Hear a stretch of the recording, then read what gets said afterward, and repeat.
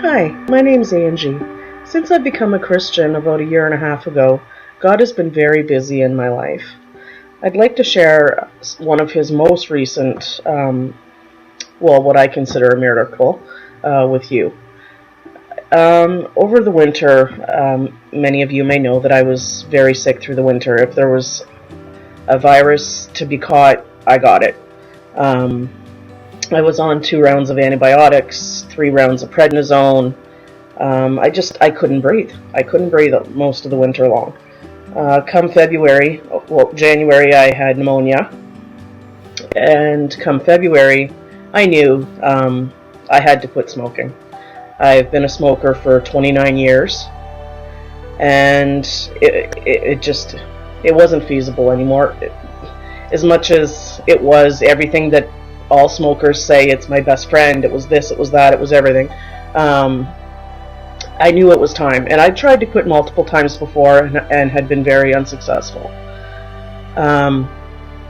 So what I did was, February I was diagnosed with COPD, and I was talking to a fellow Christian friend, and I said, I have to do this. I have to succeed this time. I have to do it for my health. I have to do it for myself. I don't want to do it anymore. I don't like it.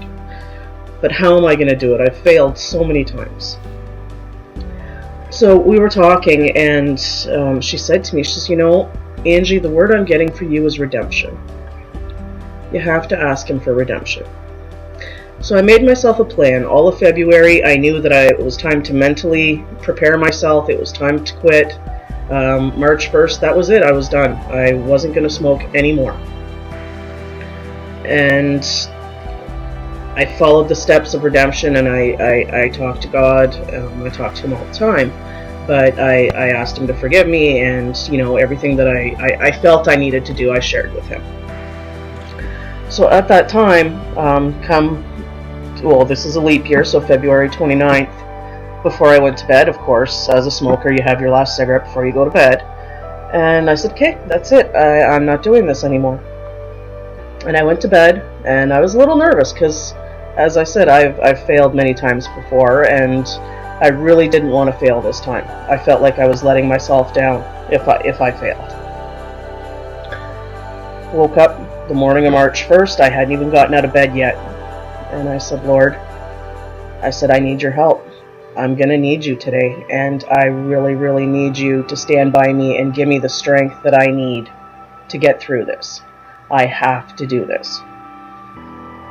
Please help me. I can't do it alone. Honestly, from that time, I've not had a craving. For a while, I kept cigarettes in the house just for that sense of security, to feel safe. Because anybody that smoked knows when you're almost out, you get into a panic. Oh my God, what am I going to do? So I made sure there were cigarettes here that, if I failed, so be it, I failed. But that was a part of my plan. So I knew that would be available. But I've since gotten rid of them. There hasn't been cigarettes in my house in quite a while now. But I was able to quit March 1st. We're almost June 1st, so March, April, May, it's almost 3 months now. And not one single craving. The Lord has just walked into my life and walked into my heart and said, that's it, you are not a smoker. I know that with non-smokers, the smell of it really, really bothers them. Even some smokers don't like the smell. I personally didn't like the smell. Some smokers love the smell.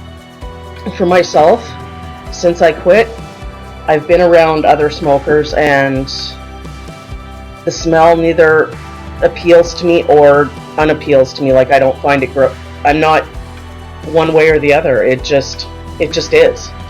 So he has completely healed me of any form of thought that I have about cigarette smoke, nicotine, whatever. I feel completely healed. I'm still working through the physical parts of it, like the medical parts of it. When you're quitting, there's things that happen, but other than that, I feel great. And I owe everything to him upstairs. Thank you. So if this just inspires one person, and I hope it does, thanks for listening.